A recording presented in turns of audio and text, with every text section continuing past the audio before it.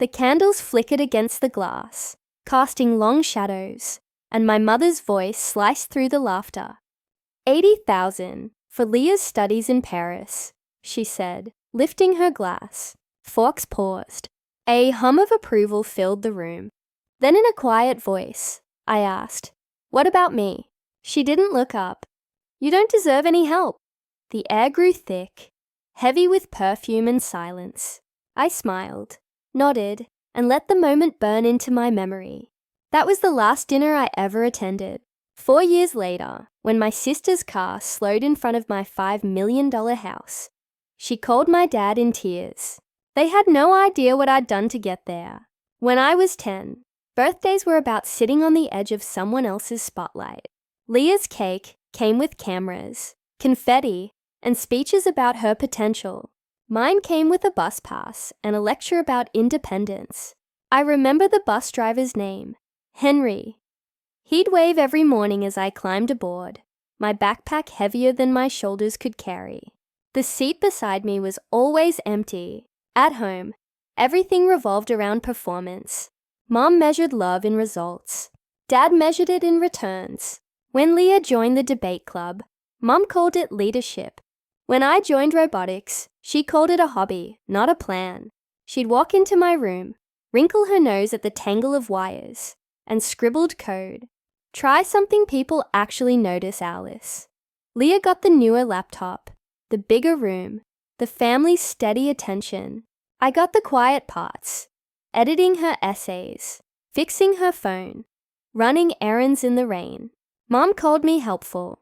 Dad said I was practical, but neither of those words felt like love. One summer, I won a local coding competition. I printed the certificate myself. After receiving the email that said, "Congratulations, your project ranked first," I showed it to Dad while he was fixing the sprinkler. He squinted at it, nodded once, and said, "Well, that's a start." Mum never asked what the project was. That same night, Leah posted about her Paris exchange interview, and the comments flooded our family group chat until my phone died from notifications. None of them were for me. Dinner conversations always circled back to her. Leah's professors, Leah's grades, Leah's charm. If I spoke, Mom interrupted with, "That reminds me of the same idea last week." So I learned to let silence do the talking.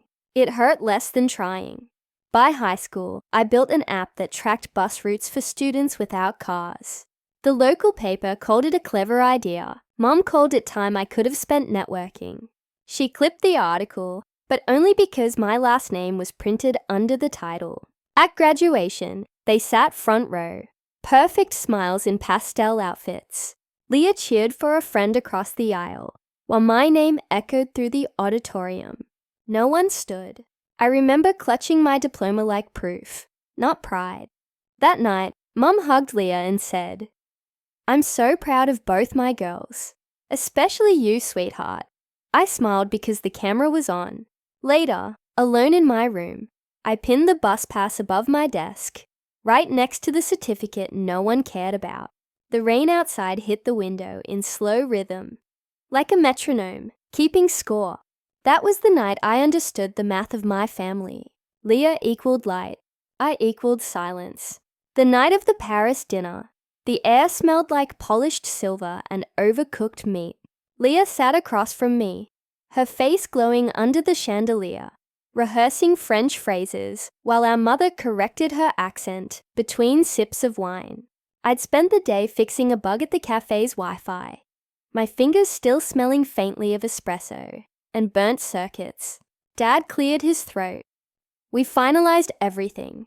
$80,000 for tuition, rent, airfare. Leah deserves to focus on her studies, not money. He said it like an announcement, not a decision. Mom nodded, proud, her pearls catching the light. I thought he must have misspoken. 80,000. My fork froze halfway to my mouth. That's the whole thing. He nodded once. Of course, it's an investment in her future.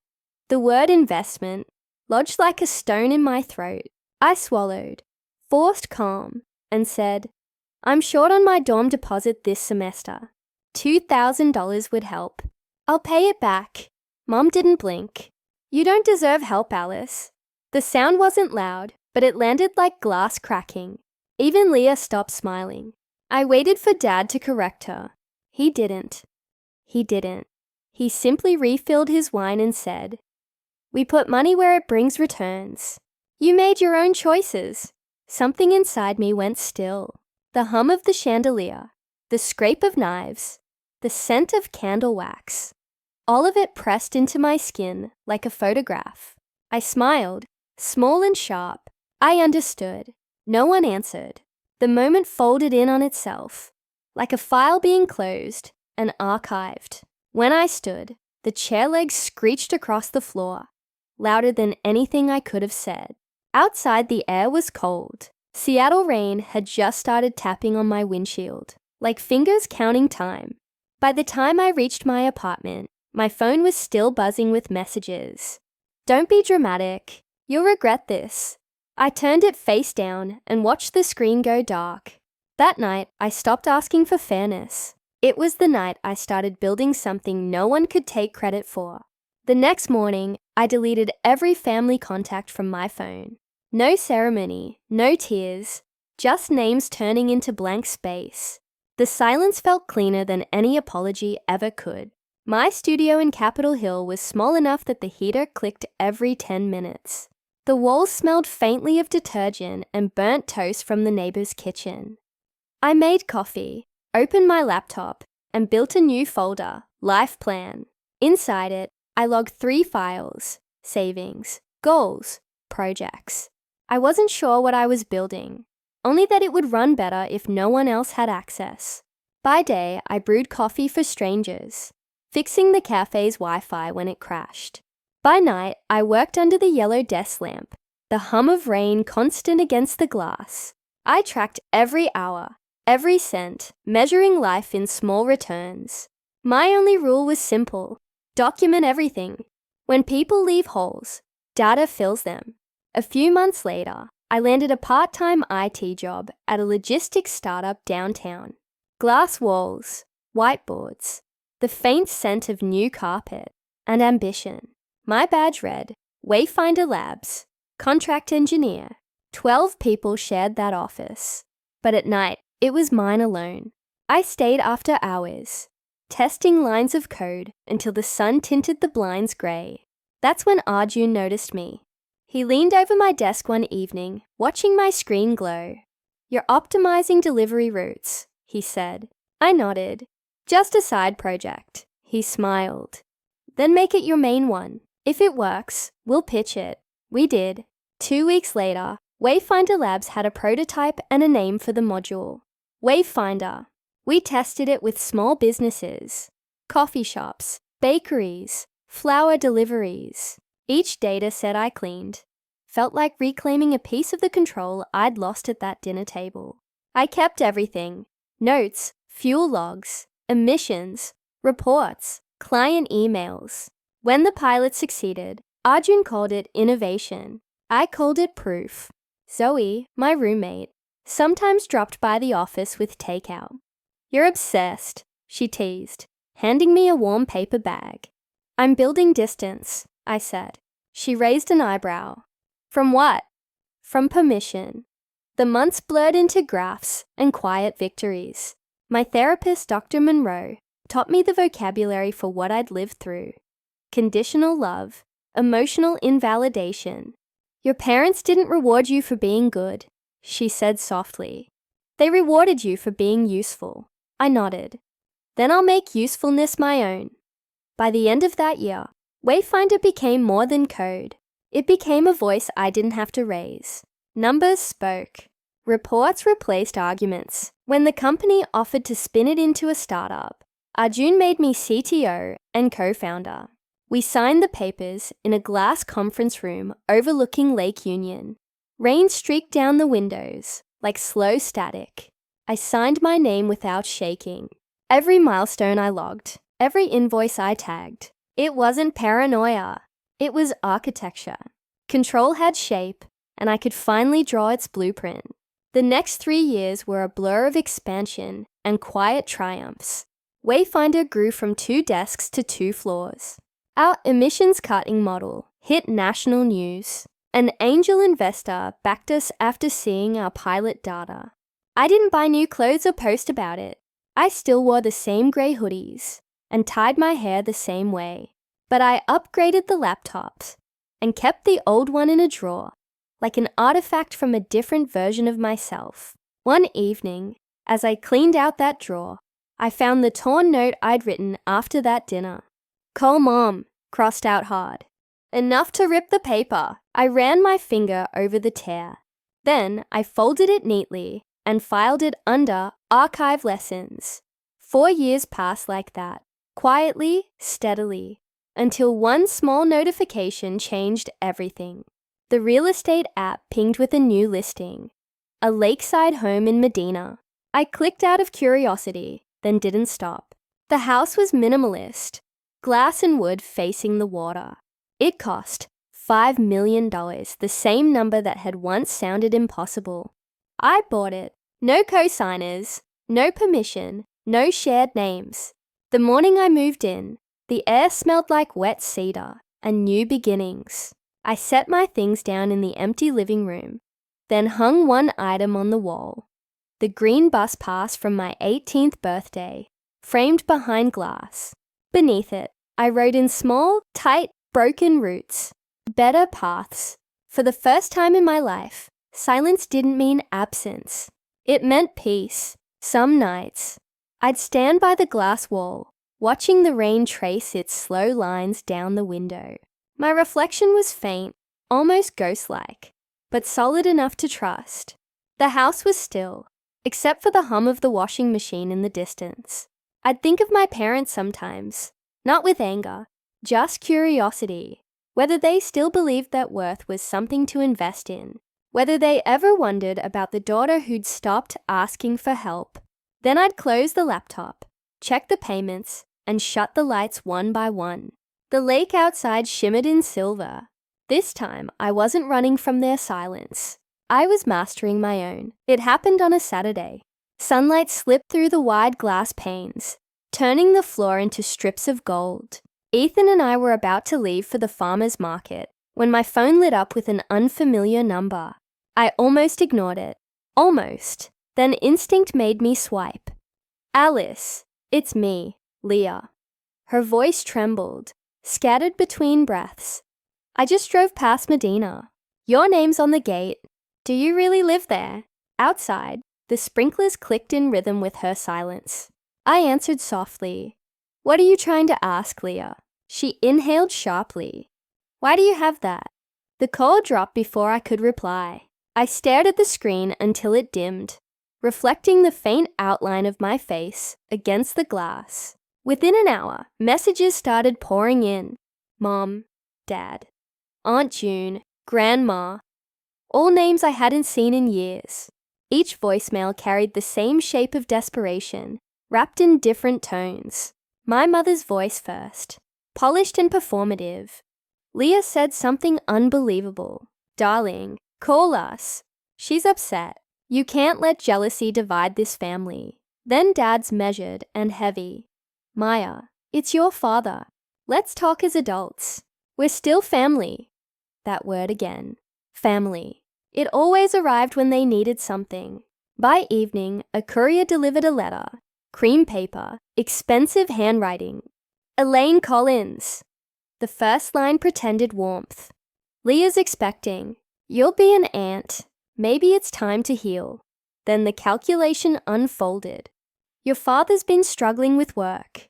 The roof needs repair. Family supports each other." And the final line, perfectly sharpened. "I know you're not a cold person." I folded the paper once, twice, until it fit neatly into the trash. That night, I didn't cry. I didn't even get angry.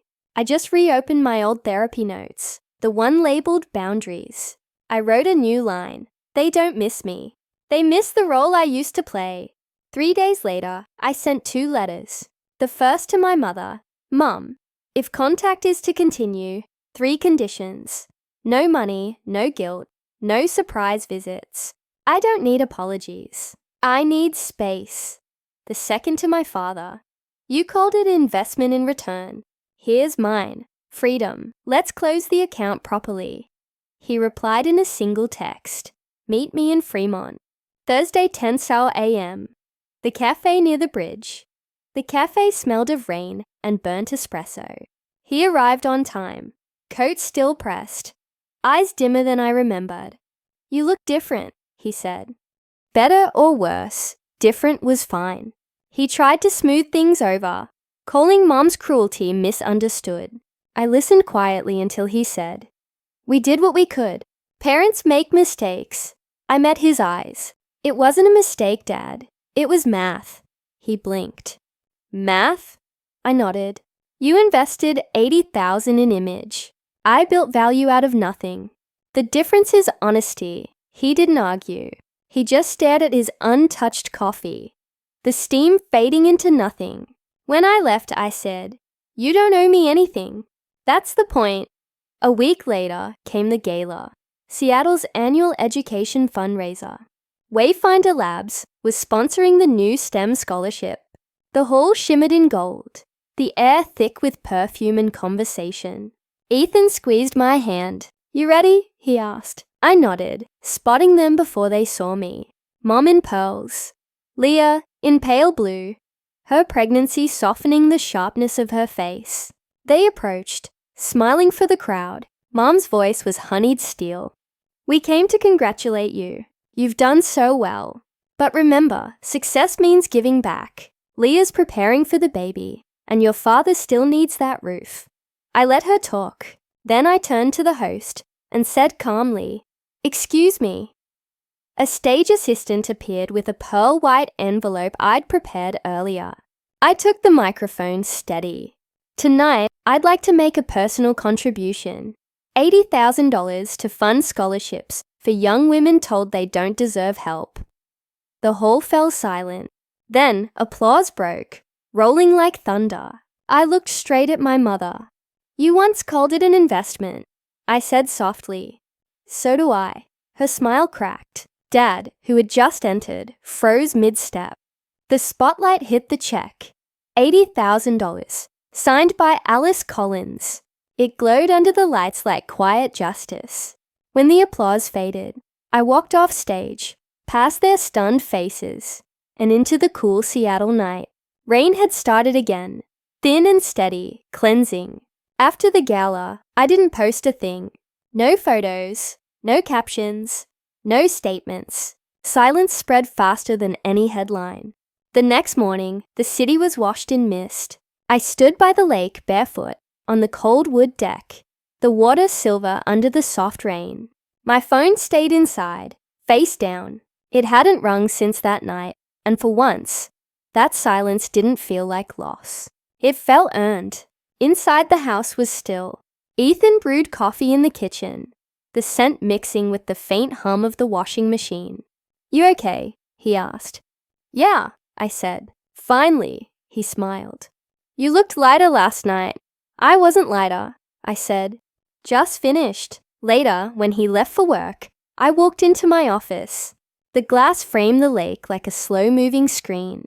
My desk was clean. Only my laptop, a mug half full of cold coffee, and the small glass frame on the wall. Inside it, the green bus pass, the one they once said meant responsibility. Now it meant freedom. I opened my journal, the one from therapy, and wrote the final entry. They taught me that love has to be earned. I learned that peace doesn't. A heron crossed the water. I watched it disappear into the fog, wings beating slow and sure. I thought about everything that had led here, the quiet nights coding under flickering lights, the rejection disguised as advice, the endless need to prove worth, and how none of it owned me anymore. In the distance, thunder murmured somewhere beyond Medina's calm. I closed my laptop, turned off the lights, and sat by the window listening. The rain no longer sounded like the night I drove away. It sounded like the life I chose instead. They once told me I didn't deserve help. Maybe they were right, because what I needed wasn't help. It was distance, silence, and time to build something that couldn't be taken away. Now, when the rain hits the glass, it doesn't sound like sorrow anymore. It sounds like proof. If you've ever been told you weren't enough, remember this. Sometimes walking away is the loudest answer you'll ever give. And if this story stayed with you, don't scroll yet. Tell me where you're watching from. I want to know how far silence has carried you.